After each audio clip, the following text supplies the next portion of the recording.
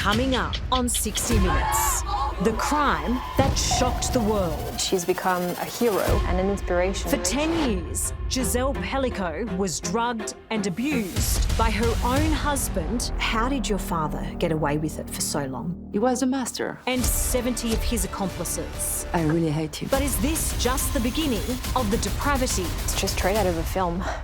Silence of the Lambs or something. Next. Tonight, a story so shocking it redefines the meaning of immorality. Mazan used to be an unremarkable little village in southern France.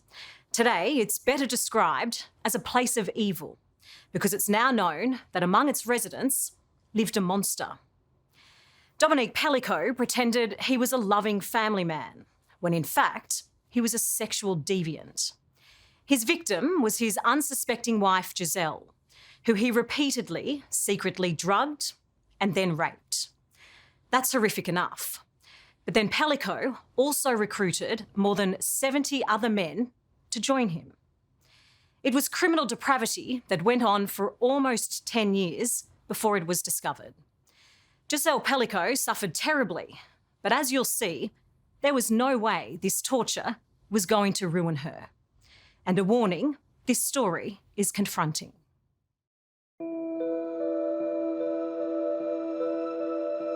For most of her life, Carolyn Darian thought her parents were a loving couple.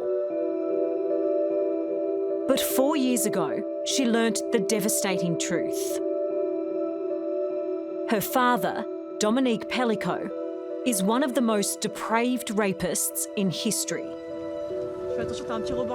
And as his victim, her mother Jazelle suffered some of the vilest abuse you could think of.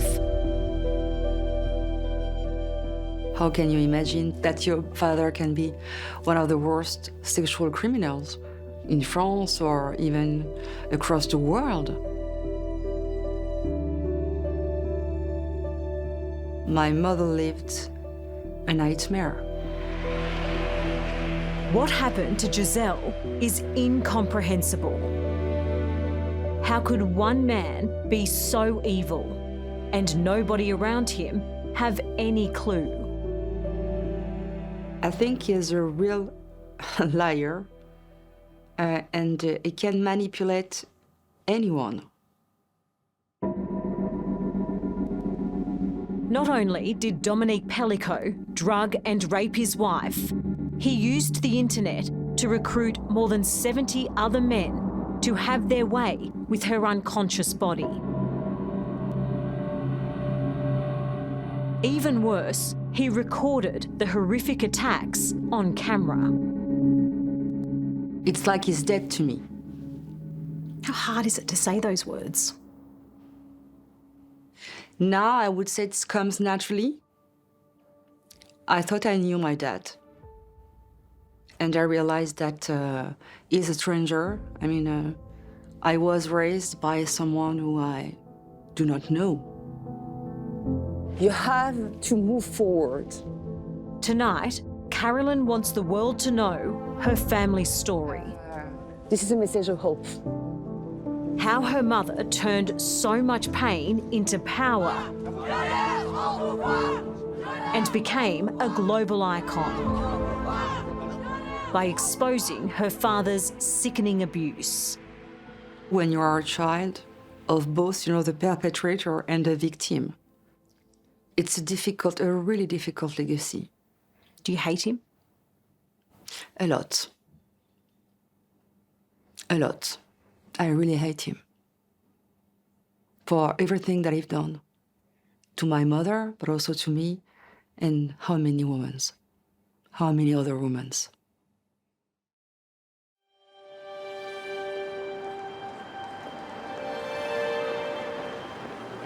He was always there for me. It's taken a long time and incredible strength for Carolyn to accept the truth about her father. It's not my father anymore. I'll never call him that again. Dominique Pelicot fooled everyone into believing he was a caring family man. Who was your dad growing up? He was really close to me, really supportive. We used to talk a lot about everything. I really trusted him. I thought he was a respectful man, you know, with some values. And then I realized he lied during his whole life, which is heartbreaking. Carolyn's parents retired here in Mazan, a beautiful little village in the south of France. But journalist Diane Jonte says these streets will now always be haunted by the terrible crimes of Dominique Pelicot. Well, the whole world knows about this village now. I know, and I feel bad for them because, you know, they didn't ask for it.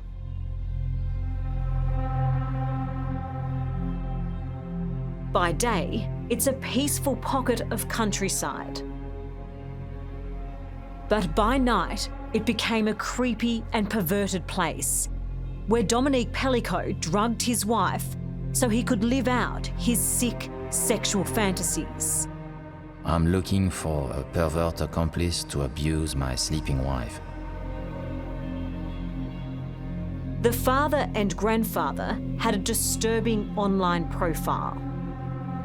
He used an illicit chat site called Coco, which has since been shut down, to find men who wanted to have sex with his unconscious wife. It went on for almost 10 years, and Jazelle never suspected a thing. There was a private forum called Without Her Knowing. We know that he spent a lot of time there talking to men and, you know, trying to find good clients, you know, to come to his house and offer them his passed out wife. I don't know whether I will try to have her this evening. Will you come if I do? To her? In theory, yes. At that hour, I shouldn't be asleep. But it can't be too late. I am about to dose her with a sleeping pill. Plan to come tonight around 3 a.m. A master manipulator, Pelicot had worked out exactly how to drug his wife. Using a mix of sleeping and anxiety pills, he'd slip into her dinner. They both loved garlics and a lot of salt, and, you know, it would make the food taste quite strongly, so he could put the drug in the food, sometimes in the ice cream. And once he put it in her beer, and that turned the beer green, and so she noticed, and he took the beer away and threw it in the sink and never did that again. And so it took him a while, and he eventually, you know, had the perfect cocktail. And what would it do to her? She would pass out. I think I remember him saying that it would take a couple of hours for her to reach that sort of deep sleep. It's almost like a coma, really. It's not just a regular sleep. It's a really more akin to coma. 1 hour after taking the med, she is completely asleep. I don't understand why we have to wait 4 hours. The longer we wait, the deeper she sinks into sleep. The Pelicots lived in a quiet and secluded cul-de-sac. So Dominique would tell the men to park a few hundred metres away from his home here at this sports complex to avoid making any neighbours suspicious. And once inside the house, his careful instructions continued, all to make sure Jazelle wouldn't wake up. They couldn't wear perfume and they couldn't smoke cigarettes, so they wouldn't have a strong smell that could wake her up or leave, you know, some sort of smell in the bedroom. They had to whisper. They couldn't have cold hands. That would also, you know, risk waking her up. So there was this whole modus operandi. And just when you'd think the abuse couldn't get any more revolting, it did. Pelicot recorded each horrific attack, meticulously archived his collection, and shared some of it online to attract more accomplices. I mean, it's just straight out of a film, really. You know, it's one of these characters. You feel like you're in a Silence of the Lambs or something.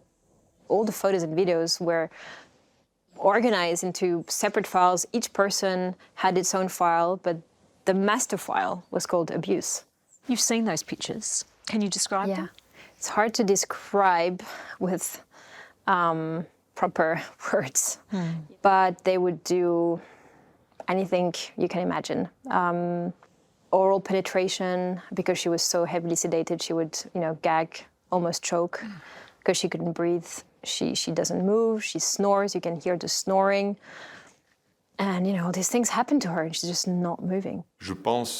I think that after 25 years of being a psychiatric expert, I think that Dominique Pelicot is one of the biggest sexual criminals that I have ever come across. De toute façon, une affaire comme celle-là marque à vie. Anyway, a case like this scars you for life. Psychiatrist Dr. Laurent Layette interviewed Pelicot several times for police and says the grandfather's depravity is almost unfathomable. Madame Pelicot, she often verbalized that she was racist, and she didn't like black men, and she didn't like Arabs, and he used to recruit black men and Arab men to rape her. That's controlling on a whole new level. It's disturbing. It was a way for him to show that he had total control. Carolyn still can't believe her father was able to hide his terrible crimes for almost a decade. Police say that your mother was raped almost 200 times, 20,000 pictures were taken. How did your father get away with it for so long, do you think? But it was so well organized. He was a master. He wasn't making any money from these men. There was no financial, retribution and everything. So what do you think kept him motivated for so long? I think it was a kind of an addiction for him. Having sex without any consent was part of his dream. I don't know. He's not normal, Carolyn says, looking back, there were signs something was wrong. Around 2015, she started to worry about her mum's declining health. I've noticed that she looks tired. She stopped sleeping normally. She had, intimate pain. Would you talk to her about it? What would she say? She said that she was afraid of developing, a kind of a disease. She was afraid of dying. But it all suddenly made sense in November 2020, when Dominique Pelicot's time was finally up. Coming up, how he almost got away with his despicable crimes until one mistake ultimately unravelled his sick, secret life.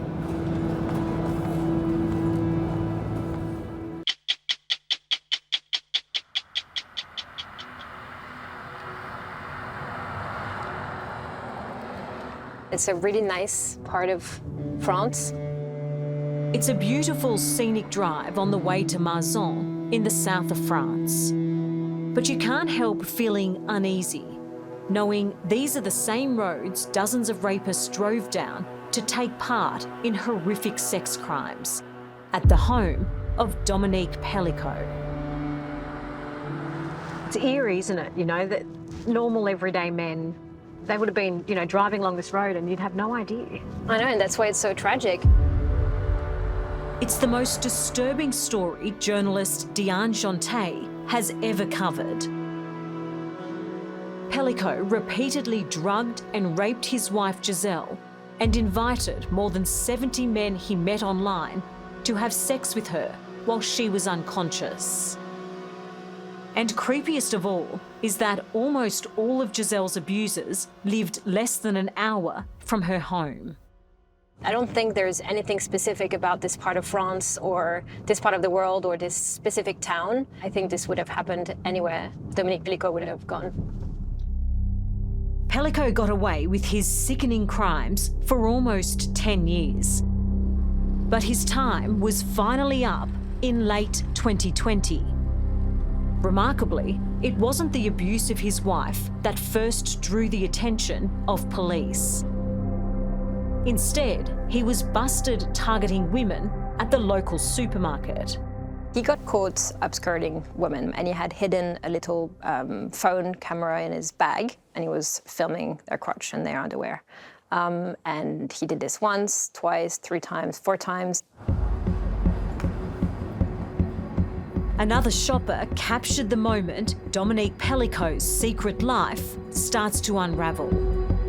And you can see this security guy saying, let's go to the police. You have to go to the police. This is the 4th person that is doing this to you. You have to go to the police. Let's go to the police. And she went to the police, and that's what launched the investigation.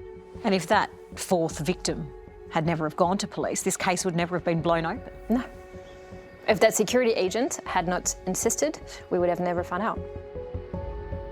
Police could never have anticipated just how much they would find when they brought Dominique Pelicot in for questioning.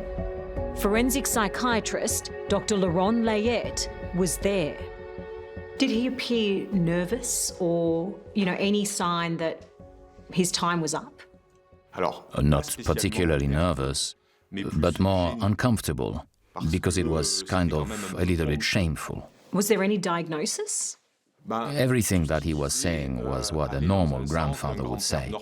That's to say, someone who worked all his life, who was married, who had children, who had grandchildren, who had never had any problems in his life, who moved to the south, who played tennis, who was liked by his neighbors. I told the police that for me, there was something that just didn't gel between what he says and what he did, and they needed to go and look deeper. The police acted on the doctor's advice. On Pelicot's phone, they found messages talking about drugging and raping women.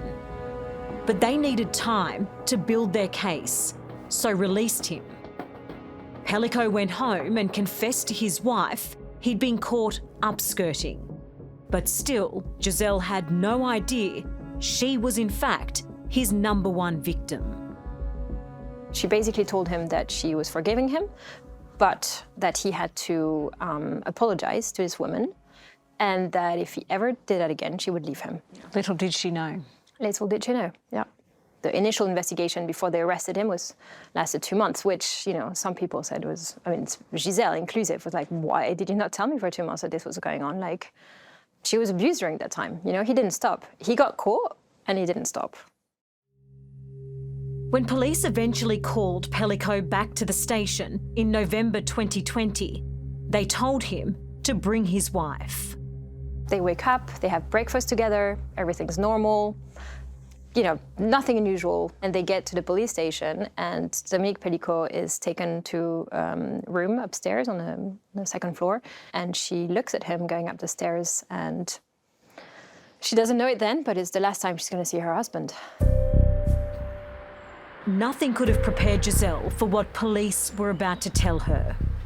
They had the grueling job of revealing for the first time the unbelievable things her husband had been doing to her. On Pelicot's phones, computer and hard drives, they'd uncovered a mountain of evidence. 20,000 photos and videos of him and more than 70 other men abusing Jazelle while she was passed out. She explained this moment in court as, the world collapsing, her world sort of, as she knew it, ended that moment. When she looked at the picture, she recognized her husband right away, obviously, but it took her a while to recognize the woman, the body, really, the inert body lying down. It took her a while to realize it was her.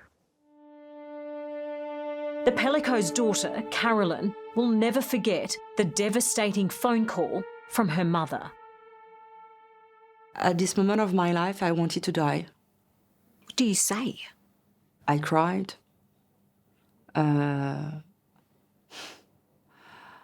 I was so angry because I knew that she had, some health issue, and I understood right away that it was linked to all of these drugs. It was a nightmare. But the nightmare was about to get even more frightening for Carolyn.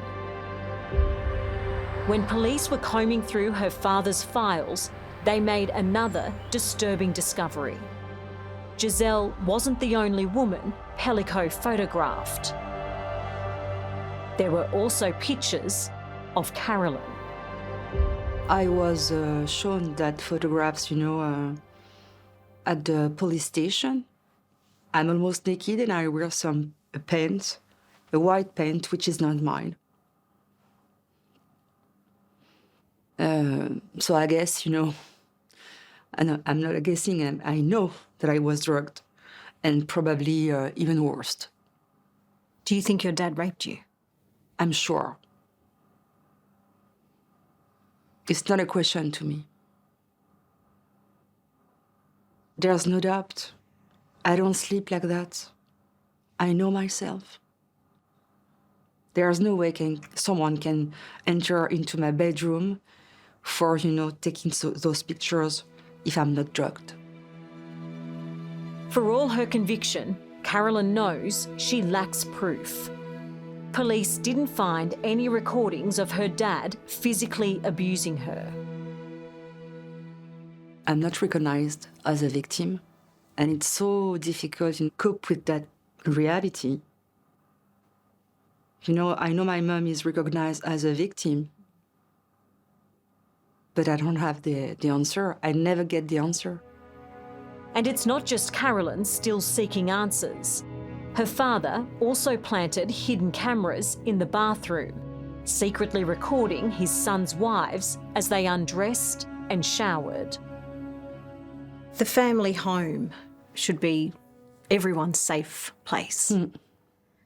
But no woman was safe in the Pelicot household, were they? No one. We were all photographed by Dominique without knowing. It's terrible to say or even to know now that all of these pictures are still, on the internet, on the web, online. How many men can see us, It will never end for us. And the women in Dominique Pelicot's family might not be his only victims. After the break, why he's now in the sights of cold case detectives for murder. It absolutely has to be resolved, and that is why I've been fighting for it for 24 years.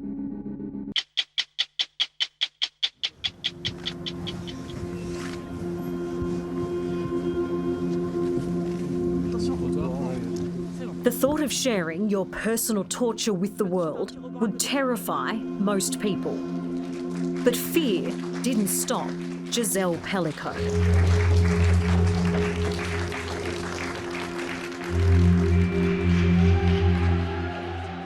For almost 10 years, Jazelle was drugged and brutally raped by her husband, Dominique Pelicot, who recruited more than 70 men online to attack her as well. It's unfathomable abuse that the public would normally never hear about because French law protects the identity of victims. But Jazelle was having none of it. She made the brave decision to waive her anonymity at the trial late last year. I think it was a real gift for our society to leave the door open of this court. It's a tough decision, but I think she did it perfectly. She went every day in this court. And in the end, she was right. Jazelle's daughter, Carolyn, backed her mum wholeheartedly. The monumental move exposed the darkest corners of society, but more importantly, got the world talking about sexual violence and empowered survivors to speak up, knowing they're not alone. I'm proud of her, the decision she made. And we have to be grateful for that. every woman, every victim, man or woman. But Giselle's courage didn't stop there. Pelicot collected a trove of photos and videos of he and his accomplices raping Giselle while she was passed out in her own bed. Confronting and disturbing evidence, Giselle insisted the court must see. So, in a rare move, the 5 judges agreed to play the vision whenever any of the men denied their guilt. When I started at the trial, I thought I don't need the photos and videos. But actually you do. The photos and the videos leave no doubt about what was going on in that room. And it leaves no doubt that these men knew that there was something very wrong and that she was not faking it, she was not asleep, and there was no way she could have given her consent to any of this. Journalist Diane Shonte was there as several of the rapists argued their innocence, even in the face of so much damning evidence. Others insisted they believed Giselle was a willing participant, pretending to be asleep. The problem with that, even if it's true, and it's possible that it's true, and that they had no idea until they came to the bedroom that she had been drugged, is that's where it ends. You know, once they get into the bedroom and they actually see, what do? You stay or you leave? They could have left. They could have left and they could have called the police as well. You know, this person who's in danger in that bedroom, and they didn't do any of that. Psychiatrist Dr. Laurent Layette interviewed around 30 of the men for police. The scary thing is that these men had families, they had jobs. They didn't present as monsters. Absolutely. One point in common that they had, which is most worrying, is that they had a geographical perimeter quite close, just a few tens of kilometers away from each other. Is there something wrong with this area to have so many rapists living so close together? No, I don't think we can say it's a geographical concentration. So what's most worrying is not that it's just isolated to here. What is worrying is that it can happen anywhere. Despite what they did to her, Giselle remained calm and composed as she stared down her abusers at court. Sometimes she would have to queue, you know, at the security check at the courthouse, and she was right behind them. You know, she was right behind, queuing, waiting a man who raped her. But she just went day after day. She just faced that court. Giselle did something extraordinary. Yes, Giselle has become one of the most beloved person in France. While Giselle held it together, her daughter Carolyn couldn't hide her anger, no matter how hard she tried. There were some moments in there that you got up and you screamed at your dad. Yeah. What? I had to express myself. And I just wanted to let him know that he will never be able to manipulate me again. To say it out loud. You lie. I know you're lying. What did he do? Nothing. He didn't get any empathy. He is really a pervert, a sexual pervert as such.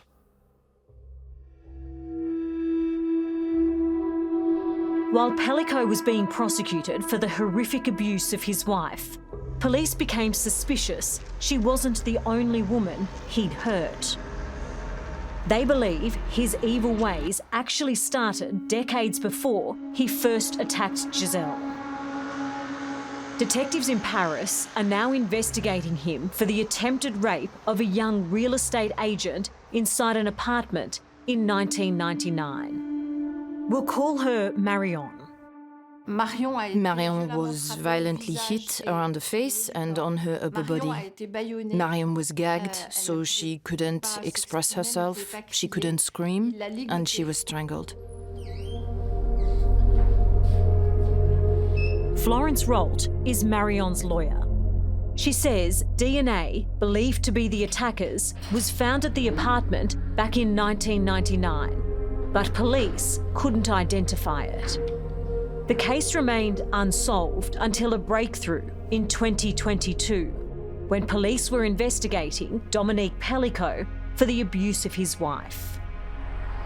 They entered his DNA into their database, and it matched the sample collected from Marion's crime scene. So they brought him in for questioning. First of all, he categorically denies knowing her and says he'd never met her before and that he was innocent of all the allegations. So the investigators are starting to lose patience, and they're giving very big assurances, which they publicize. The genetic evidence they found points to him, because they found traces of him at the crime scene. And then he admits, yes, he was there, and he's the one that assaulted Marion. But Pelicot still hasn't been charged over Marion's attack. The statute of limitations in France means too much time has lapsed, so the case is essentially closed. Florence says it can't be reopened unless investigators can link it to another unsolved crime. And she's hopeful they can. 8 years before Marion was attacked, a strikingly similar crime happened in another Paris apartment. But on that occasion, the victim, Sophie Nam, didn't get away. Instead, she was brutally raped and then murdered. For me, both cases were exactly the same. If we can demonstrate and find the proof that we have the same suspect for Sophie's case as for Marion's case, he'll be judged for Sophie's case and also judged for Marion's case. So it's critical that Sophie's case is solved. It absolutely has to be resolved, and that is why I've been fighting for it for 24 years. Dominique Pelicot denies having anything to do with Sophie Nam's death. And the DNA of her killer was lost by police. So without a confession, they're now working to find other compelling evidence. If we wait for Dominique Pelicot to confess to it, we'll wait for eternity. Carolyn is also desperate for answers. How did you react when you found out that your dad was being investigated for those cases? It was a second tsunami. And I hope, you're gonna be charged. If your dad is convicted of those crimes, you have to think how many more women are out there. I'm thinking about that. I'm thinking about all of these invisible victims. And Carolyn's also thinking about her mum, Jazelle, who still has a huge battle ahead of her. After the break, why Gisele Pelicot will have to face her abusers all over again. It's not over for her. 4 years ago that, chemical submission... Even though her father is one of the worst sex criminals in history, Carolyn Darrian feels no shame. Instead, she's found strength in sharing her family's story. It's incredibly courageous, what you're doing. I don't know, it's a question of courage. You have to move forward and to help other people. Carolyn's dad, Dominique Pelicot, drugged and raped her mum Jazelle for almost 10 years. Even worse, he invited dozens of men into their home to have their way with her too, while she was passed out. If you sat in front of your father, what would you say to him? You're gonna die alone. I don't love you anymore. The 72-year-old grandfather will likely spend the rest of his life in jail for his diabolical crimes. Last December, he was handed the maximum sentence, 20 years in prison. Are you satisfied that your father got the punishment he deserved? I'm satisfied. He deserved it. 20 years. It was the most that he can get. Of course I'm satisfied. The other men who abused Jazelle were also jailed for between 3 and 15 years. J'ai confiance à présent en notre capacité. I have confidence right now in the capacity of each of us, women and men, to live in harmony, in respect and mutual understanding. I thank you all. Je vous remercie. As if coming here to court every day of the trial for almost 4 months wasn't enough for Gisele Pelicot. She's now preparing to do it again. 17 of her abusers have launched appeals, and that means later this year their cases will be heard all over again. How is your mum now? I think she's going well. You know, my mum divorced from Dominique. I understood that for her it was quite difficult to unravel 50 years of togetherness. It's a tough road. It's a long road. It's a long journey. Carolyn is now on her own journey to raise awareness about drugs being used to sedate someone so a crime can be committed against them. It's called chemical submission, and it's exactly what her dad did to her mum. Victims know their perpetrator. It can be parents, colleagues, friends, someone you trust. Mm-hmm. It can happen, in your personal sphere, at home. Where you should be safe. Where you should be safe and where you can't even imagine that it can happen. Carolyn has written a book, and she's also put the issue front and centre in the French Parliament with the help of politician Sandrine Josso. She said, it's very, very important, Sandrine. I need you to do something in politics for victim. And I say, yes, I will. And we contract a sort of pact. Victims, you aren't alone now. Sandrine says she too survived chemical submission after a colleague spiked her drink at a function in 2023. I understand. I feel what you feel. She's now pushing to make it easier for authorities to detect the crime. There are a lot of things to do. Training for police, training for medicine, training for judge, training for child. There are many things to do in education.